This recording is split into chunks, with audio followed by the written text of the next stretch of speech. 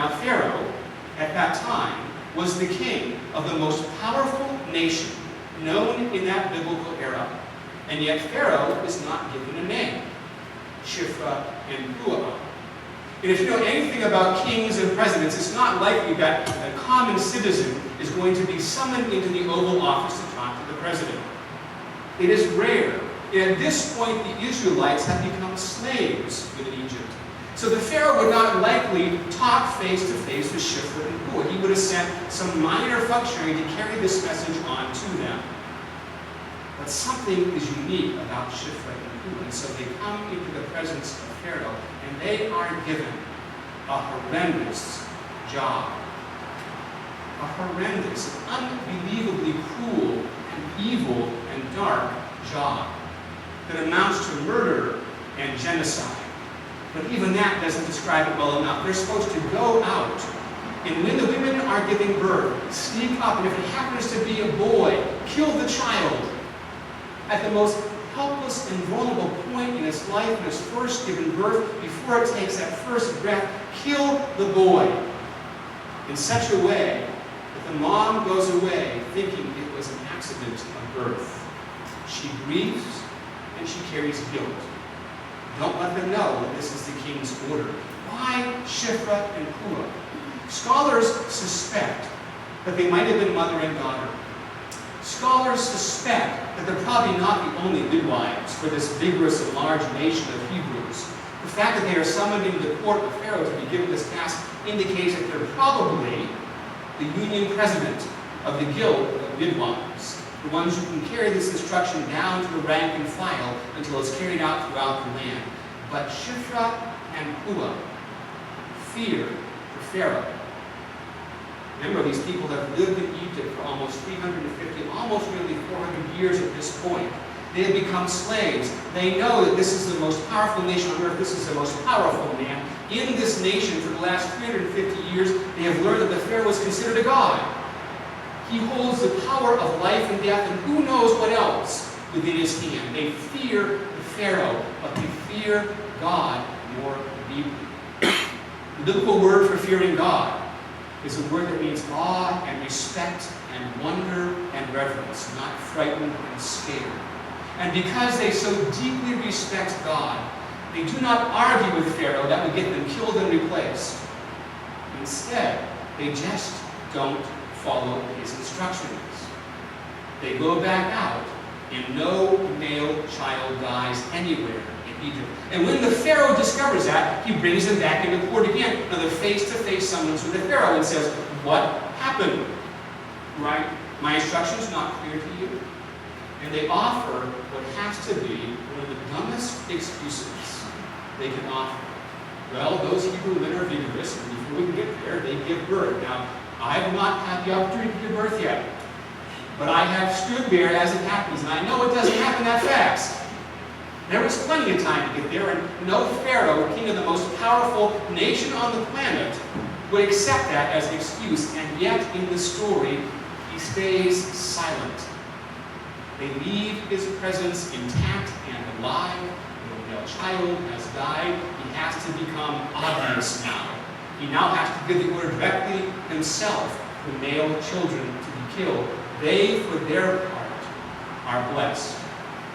Now, scholars will offer to us an observation that in all of the Bible, this is the first act of civil disobedience, of human beings looking at an order from people in authority, people in government, corporation, business, or anywhere else, whose order is wrong, and decide passively, quietly, and yet firmly to disobey it. Two of the first people who offer civil disobedience are women in Scripture. They faced a choice, they made a decision, and the story has been told from generations to generations on the back of those little photographs of Shiphrah and Puah. You can buy them downstairs if you like. All of us face our pharaohs. Somewhere in our life, you probably encountered a boss who thinks they're God.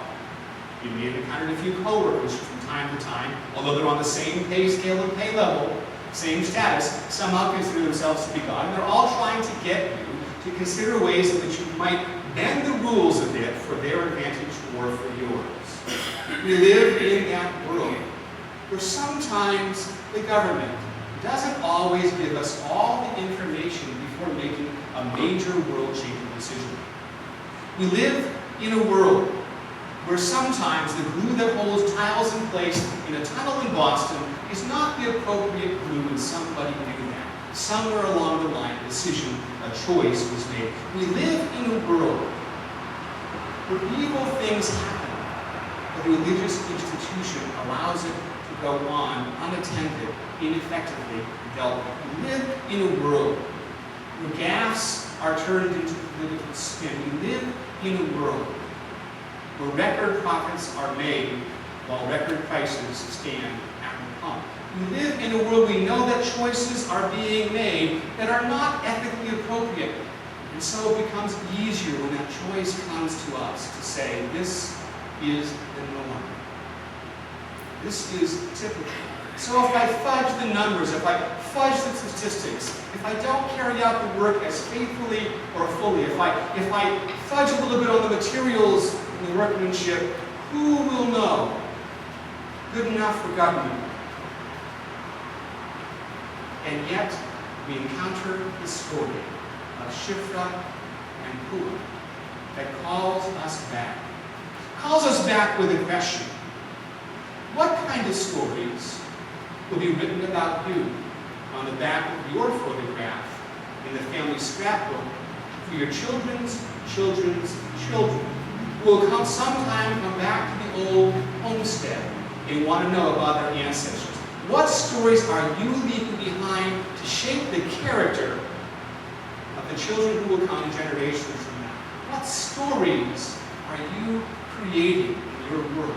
You have a choice, even at this moment in your life, to write a chapter about a story that delineates faith.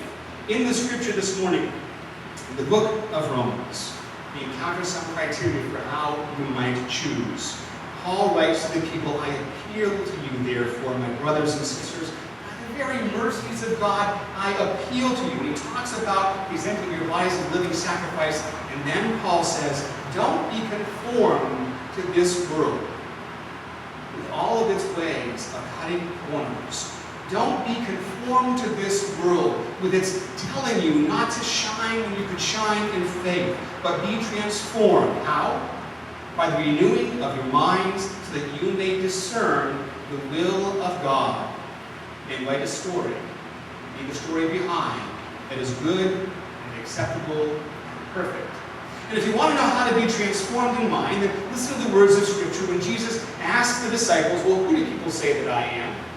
And some of the disciples say Jeremiah, Elijah, the prophet, some major figure. And then Jesus turns and says, well, who do you say that I am? And Peter says, you're the Messiah, the Son of the living God. We are renewed in mind and spirit to do the will of God, and the choices we make and the stories we write when we live in relationship with Jesus Christ. So that every time those decisions and choices come to us, we have a partner who walks with us, who can guide us and show us the way.